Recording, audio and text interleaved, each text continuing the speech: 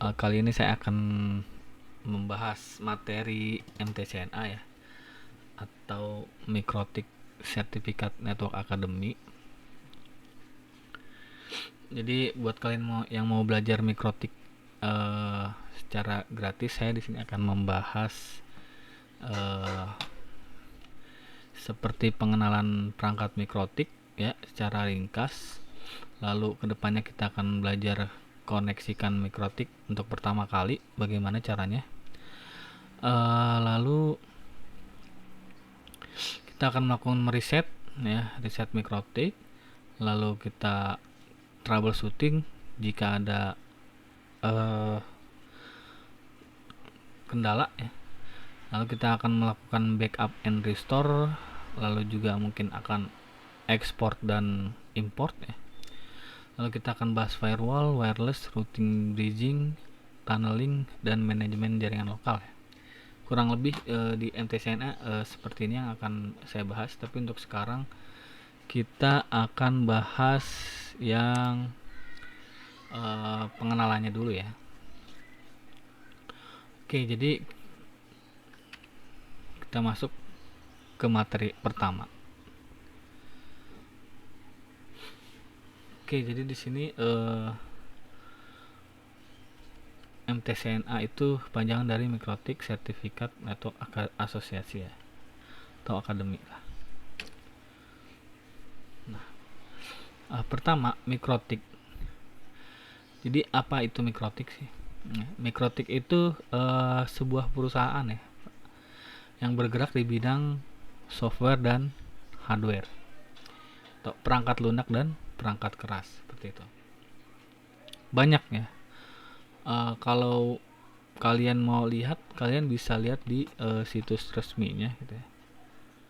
Seperti mikrotik.com lah ya. Kalau kita lihat sini, mikrotik.com.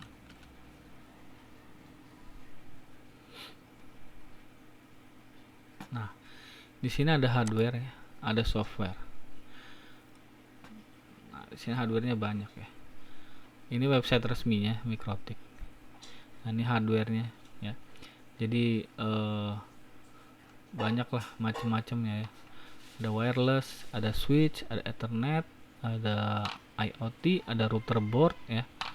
Lalu softwarenya juga banyak ya. Software ada, kalian bisa download Winbox softwarenya ya. Software router OS versi 7, versi 6, dan lainnya gitu untuk switch. Dan ini arsitekturnya nanti akan saya bahas juga ini ya. Nah, ini kan website resminya. Kalau di Indonesia biasanya itu yang terkenal itu Citraweb sih ya. Citraweb yang terkenal tuh. Kalau kita mau beli apa-apa di sini kayak bagus gitu ya. Banyak tuh jenis barangnya, lisensi dan sebagainya kalau kita mau beli. Nah, seperti itu untuk pertama ya. Jadi Mikrotik adalah sebuah perusahaan ya yang ada di bertempat di Riga Latvia, di Eropa Utara. Jadi kalau di map di seperti ini ya. Nah, ini yang hijau nih, berarti dia tetanggaan sama Rusia lah, Uni Soviet kalau zaman dulu masih. Nah, siapa sih yang pertama kali mencetuskan Mikrotik ini ya? Mikrotik ini pertama kali dicetuskan oleh kalau nggak salah namanya Arnis Reishin ya. Arnis Reishin ya. Coba kita pastikan ya. Arnis Reishin. Salah tulisannya. Penemu Mikrotik. Nah, ini Arnis Reishin dan John Trulli ya. Dua pada tahun 96. Gini. Nah, Mikrotik ini memiliki moto routing the world, atau dalam arti bahasa Indonesia itu menghubungkan seluruh dunia lah ya. Kita lanjut ke slide berikutnya. Nah, di sini produk Mikrotik. Mikrotik memiliki produk tadi kita udah lihat banyak ya, ada router board, ada router OS dan wireless dan lainnya ya. Tapi di sini secara ringkas aja ya. Secara ringkas dulu. Jadi untuk router boardnya itu dia hardware untuk Mikrotik router OS ya. Jadi di dalam router board ini ada router OS-nya juga gitu. Tergantung lisensi atau level berapa yang digunakan gitu ya. Nah, kalau untuk router OS ini bisa dipasang di mana aja gitu, seperti misalnya kalian mau install di PC atau install di VMware gitu atau di VirtualBox kalau mau belajar gitu ya. Di virtual machine lah gitu ibaratnya. Dan dia bisa juga dipasang di ini ya, di PC kita gitu. PC kita dijadikan router gitu. Bisa juga seperti itu. Selanjutnya, router board itu merupakan sebuah hardware yang didesain dan diproduksi oleh Mikrotik, bermacam tipe, model, jenis, interface dan jumlah interface-nya. Jadi macam-macam ya tipenya, ada yang standar gitu, ada yang entry level, mid rank atau high rank gitu ya.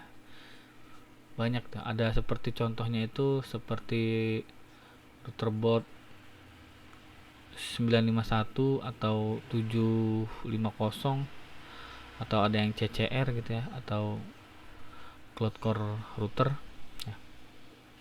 Banyak modelnya.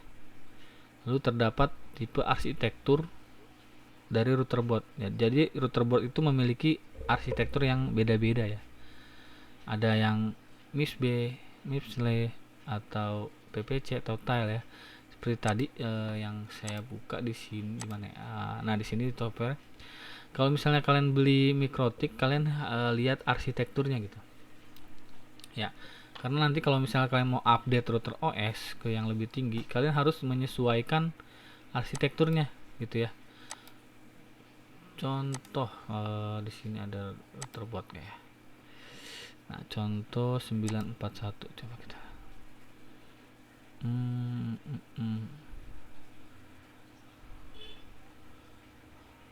Arsitekturnya SMIPS nih ya. Arsitekturnya SMIPS B. Berarti kalian nanti kalau mau upgrade kalian cari yang SMIPS. Nah, ini nih SMIPS. Downloadnya yang ini. Seperti itu ya.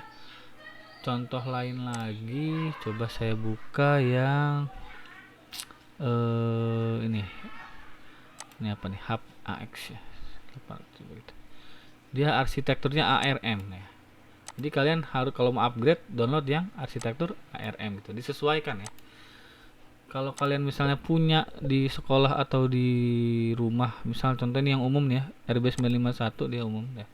Banyak yang punya ya. Nah, ini arsitekturnya MIPS B.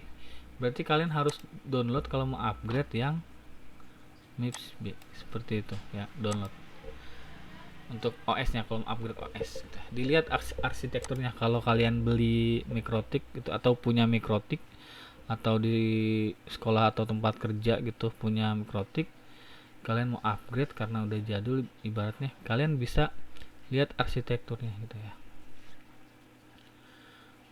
Seperti itu. Kita lanjut. Arsitektur ini penting ya.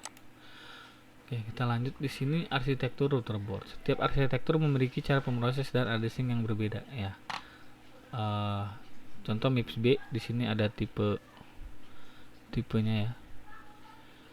MIPS B, lalu ada SMIPS untuk hublet, ada tile untuk CCR, PPC. Nah, ini arsitektur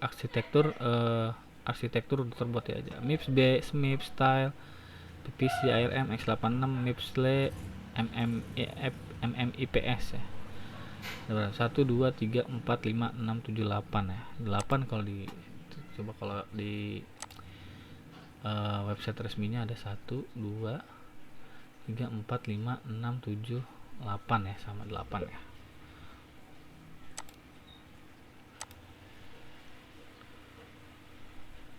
Oke. Selanjutnya ke penamaan router board. Jadi terdapat 4 jenis penamaan router board ya. Pertama ada kode angka 3 digit, ada kata ya. Kata ini menggambarkan jenis router boardnya secara langsung dengan karakteristiknya. Lalu ada kode non standar, biasanya terdapat pada router board dengan port 9 atau jenis tertentu ya. Lalu ada CCR. CCR ini cloud core router. Dia high rank sih. Nanti saya jelaskan. Nah, di sini penamaan router boardnya. Contoh di sini ada kode angka 3 digit ya. Di sini ada seri router board 9, misalnya di sini ada MikroTik 951. 9-nya itu apa sih? 9-nya itu adalah seri router board. Kan ada yang 750 atau 751 gitu ya. Itu berarti seri ke-7. Nah, ini seri ke-9. 5 ini jumlah ethernetnya ya. Kalian bisa hitung 1, 2, 3, 4, 5. Kalau 5 berarti jumlah ethernetnya ada 5. Kalau 9 berarti jumlah ethernetnya ada 9 gitu ya. Nah, yang terakhir 1 ini jumlah wireless. Wirelessnya ada 1. Jaringan wirelessnya, jaringan nirkabel nih. Kalau misalnya 2 berarti wirelessnya ada 2. Yang 3 ada 3. G ini dia biasanya ada port gigabit. Ada port gigabitnya. Nah, kalau misalnya nggak ada G nya berarti nggak ada port gigabitnya gitu ya. Nah, 2HN ini fitur tambahannya ya, fitur tambahannya. Oke. Nanti saya jelaskan 2HND itu apa ya. Nah, lalu di sini ada penamaan router board. Penamaan non standar. Nah, di sini non standar itu ini router CCR ya. Di sini ada kode serinya. CCR berarti dia cloud core router. Dia high end berarti MikroTik yang tingkat tinggi nih untuk infrastruktur jaringan tinggi ya, yang high rank lah gitu. Kalau yang 951 ini kan tadi entry level lah, level mid rank atau bisa disebut juga ya. Nah, di sini kode serinya terletak pada digit pertama CCR 1. Lalu jumlah core atau CPU-nya terletak pada digit 3 sampai 4. Berarti dia memiliki CPU 36 ya. 36 CPU. Lalu selanjutnya ada kode portnya. Nah, sini ada G ya, berarti dia kalau G ada gigabit portnya. Kalau S ada SFP portnya. Kalau SFP plus port berarti ya dia plus ini. S ini apa sih? SFP itu kayak strat optik lah buat fiber optik ya. Karena di sini G berarti nggak ada buat fiber optiknya nih ya. Buat strat optiknya nggak ada berarti. Lalu di sini ada EM casing. EM ini kayak extended memory ya. Casingnya berarti memorinya ada tambahan memori gitu ibaratnya. Memorinya lebih besar lah. Kalau disimpulkan seperti itu. Nah, di sini beberapa jenis fitur tambahan biasanya ditulis setelah tipe router boardnya ya. Ada U itu apa? Terdapat port USB berarti ya. P berarti memiliki injektor PoE atau Power over Ethernet. I salah satu port biasanya yang terakhir dapat mengeluarkan PoE. A memori atau lisensi lebih tinggi kalau ada huruf A-nya ya. Oh, di sini kan tadi HND ya. Berarti H-nya itu apa? H-nya itu H di sini prosesor lebih tinggi. Berarti dia prosesornya lebih tinggi. Ya. Seperti itu. N enggak ada. Oke, selanjutnya nah di sini contoh yang atas tadi RB51 G strip 2 HND. Oke, fitur wirelessnya ini ya. 2 berarti dia 2 sampai 2,4 GHz ya fitur wirelessnya. H-nya itu H, kalau di sini H itu ada H, ada HP dan SHP. Kalau kosong, kalau nggak ada berarti normal ya powernya. Berarti ini H ini berarti udah termasuk high, udah standar lah ya. Lalu di sini ada N itu teknologi wirelessnya ya. Di sini N ini berarti dia 802.11n. Udah lumayan lah. Yang paling tinggi kan AC ya. Ada yang B ada A, B, G ya, ada BGN. Tapi di sini kalau yang N berarti dia udah bisa A, bisa B, G dan N ya. Udah paling tingginya N, tapi dia nggak bisa AC nih. Kalau misalnya di sini AC berarti dia bisa semua, bisa tinggal pilih aja gitu nanti pas konfigurasinya. Seperti itu. Lalu di sini D antenanya ya. Dia berarti dual channel lah ya, single. Kalau kosong berarti single channel. Kalau ini kalau T berarti triple channel. Seperti itu.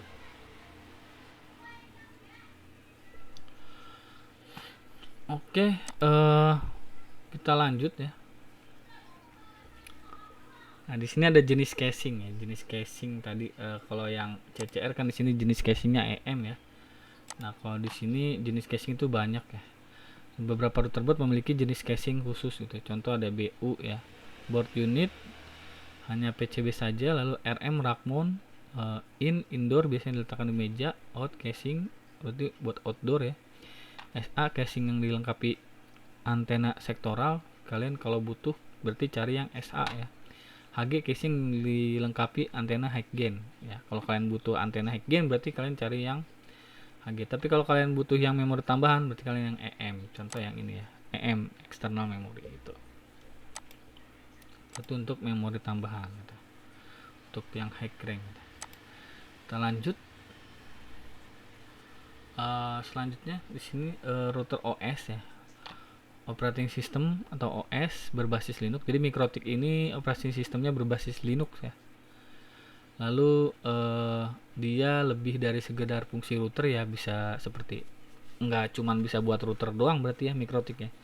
Bisa buat wireless access point gitu. Bisa buat switch atau bridge dan lain-lain gitu ya. Lengkap gitu. Jadi Mikrotik tuh fungsinya nggak hanya untuk router. Tuh, jadi bisa banyak fungsinya gitu ya. Dan juga support di berbagai driver perangkat ya. Selanjutnya lisensi ini penting ya. Jadi lisensi Mikrotik ini mengikat pada media penyimpanan seperti NAND, USB, compact, flash, dan hard disk ya. Berarti kalau di router board dia mengikatnya pada hard disk gitu, hard disk yang di router board. Kerusakan pada hardware atau peripheral selain hard drive tidak membutuhkan lisensi baru. Kalau yang rusaknya yang kayak Ethernet gitu berarti nggak butuh lisensi baru. Tapi kalau rusaknya di hard disk ya dia butuh lisensi baru. Bersifat selamanya ya, lisensi dibedakan berdasar jumlah user, active user dan session. Jadi tergantung level lah ibaratnya. Basic fitur router tiap lisensi sama. Oke, jadi di sini ada tabelnya, saya sudah buatkan tabel lisensinya. Jadi Mikrotik itu memiliki lisensi pertama level 0, level 1, level 3, 4, 5 dan 6 ya. Level 2-nya dilewat yang enggak ada ya. Jadi di awal level 0, 1, lengkap ke 3. Nah. Jadi level 0 ini trial mode, kalian bisa download di mikrotik.com di sini. Di mikrotik.com ya. Kalian bisa download ISO-nya gitu lah ya. Terus kalian install di VirtualBox atau VMware gitu ya. Buat belajar itu. Nah, tapi untuk yang level 0 trial mode ini dia masa aktifnya cuma 24 jam ya, atau 1 hari gitu. Dia bakal nggak aktif kalau sudah lewat dari 24 hari gitu ya. Lalu di sini ada level 1 free demo. Dia unlimited, nggak ada waktunya seperti yang level 0. Level 0 ini kan sehari doang ya. Kalau ini unlimited, tapi jumlah usernya terbatas gitu ya. Jumlahnya terbatas. Dan dia selamanya sih unlimited gitu selamanya, tapi terbatas di sini. Tapi kalian harus registrasi dulu di mikrotik.com, daftar.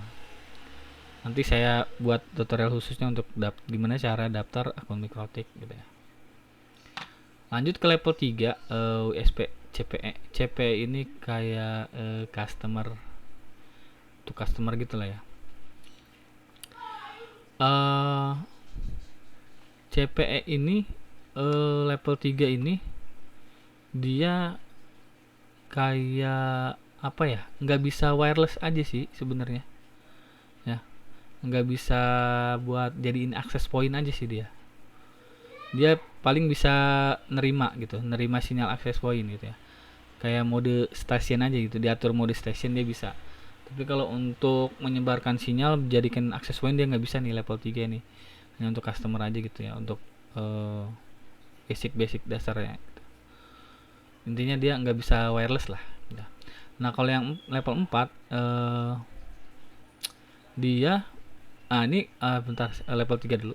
Kalian kalau level 3 gimana cara dapetin mikrotiknya, kalian daftar dulu sih, pelatihan MTCNA gitu ya.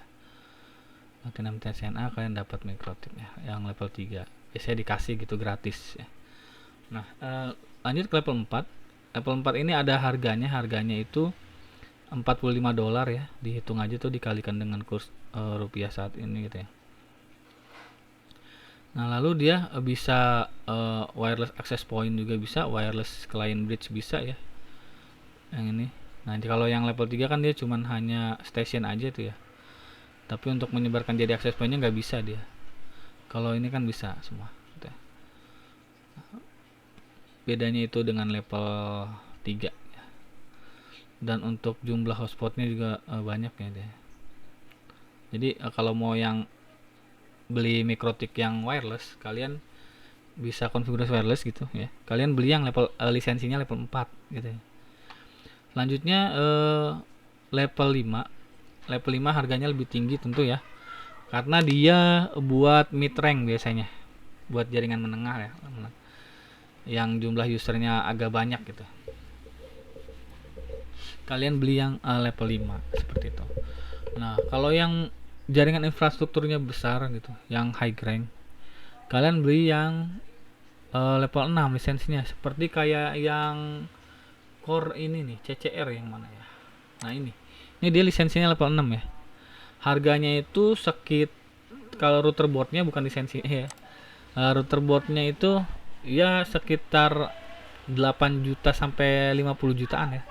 Kalau kalian lihat di situs resminya, boleh dilihat ya. Contoh saya coba kasih lihat di sini ada gak? Nah, di sini ada ya mikrotik CCR, ada gak ya CCR. Nah nih ya. Nah harganya tuh di 18 juta, 7 juta, 8 juta ya.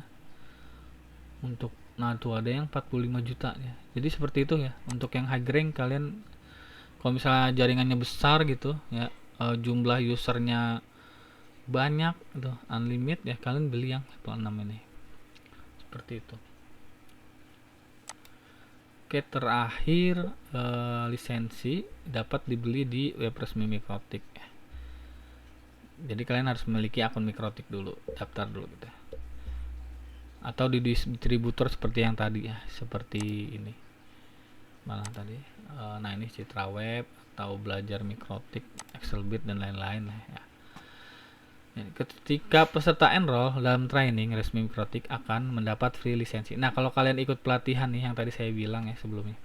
Kalau kalian ikut pelatihan MTCNA ya, tapi di Mikrotik yang resmi. Nah, kalian akan mendapatkan gratis lisensi level 4 tuh ya.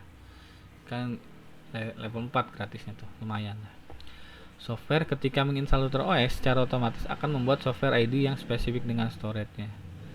Software digunakan untuk menggenerasi key lisensi. Jadi seperti itu. Baik, untuk pengenalan Mikrotik saya rasa cukup ya. Nanti selanjutnya, pertemuan selanjutnya saya akan bahas koneksi ke Mikrotik untuk pertama kali ya. Jadi kita mungkin akan gimana caranya sih gitu pertama kali pakai apa gitu ya. Oke, nanti saya bahas ya. Oke, saya cukupkan sekian, kurang lebihnya mohon maaf, semoga bermanfaat. Wassalamualaikum warahmatullahi wabarakatuh.